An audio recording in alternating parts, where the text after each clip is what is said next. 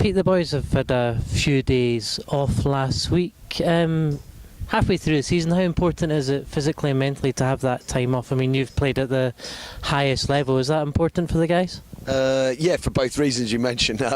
Physically, just having a week of taking the knocks, but mentally as well. You know, it's 8 months we've been at it, and it's a pretty intense, environment. So to actually switch off from rugby, go and worry about your family or your tax bill, and then come back in a little bit more refreshed and probably able to take on information and get down to some work. So it's been good for everyone, coaches alike. Having some time off and can refocus the mind.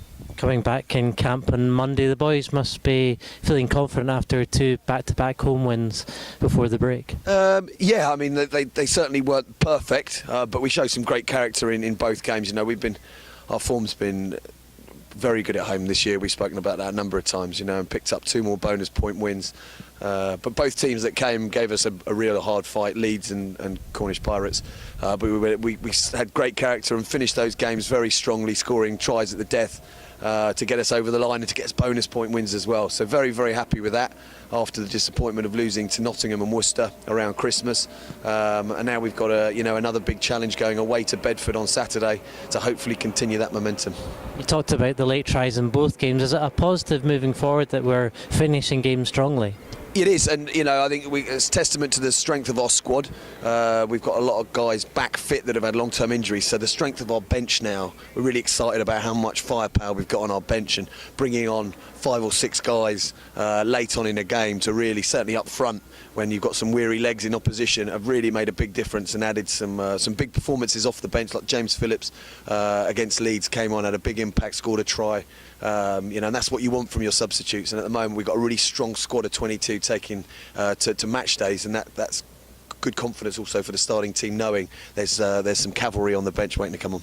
Of course we're finishing games strongly, but are you looking as a coach for that perfect 80-minute performance, even if it is quite tough in the winter conditions? It certainly is, yeah, and it's a combination of defence and attack and good kicking game, and it's key moments in games. And coming up this weekend, Bedford, they stung us at home and almost pinched the game from a position of relative strength. I think the last 20 minutes we mentally switched off, and they scored 3 tries and almost or 2 at the end and almost a third to beat us.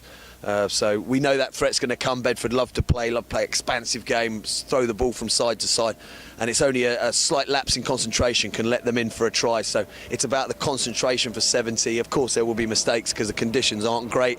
The heavy pitch here in Richmond the last couple of weeks, I think we've testament to our skills that we've been able to score 4 tries. But up at Bedford on Saturday will be another challenge. Since we've come up to the Championship, we've gone to Bedford 3 times. We haven't won any of the matches. You'll be hoping to change that this weekend?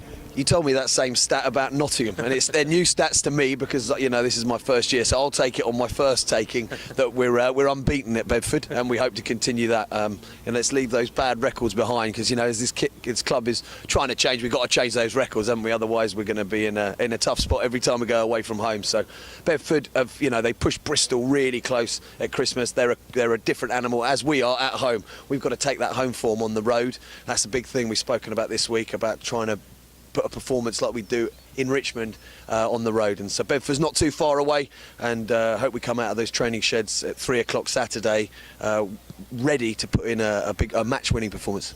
As you said, they ran Bristol close, and they've had some notable wins against Moseley and Doncaster.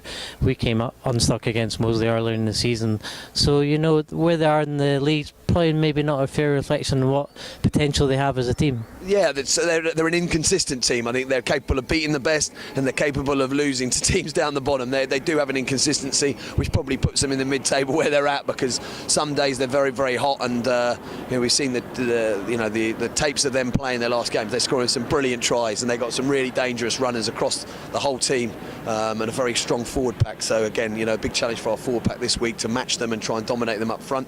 And if we can do that, we also have an exciting backline that hopefully will get going. But hopefully it'll be a really open game of 2 teams that want to play and score tries. So let's wait and see.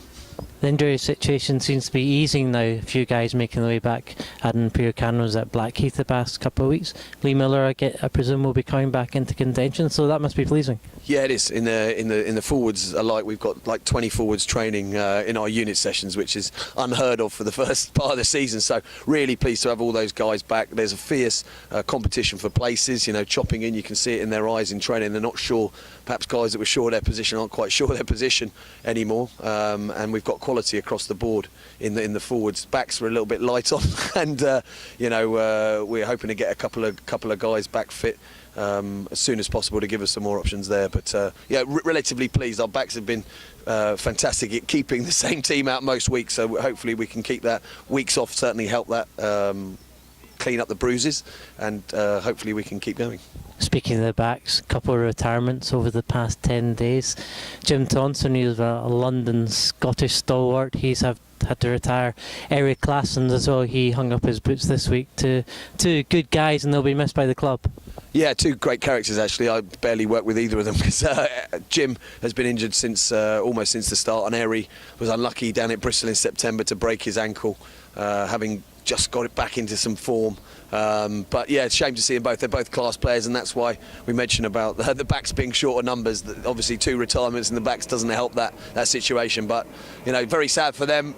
Unfortunately, every rugby player here at some point will have to retire, and it's a sad day, but I'm sure they can both look back with tremendous pride on their careers. They've both had very, very successful careers across a number of teams, and both really nice guys. So, everyone, on behalf of everyone at London Scottish, we wish them good luck in their future endeavours. Thanks for joining us. Pleasure.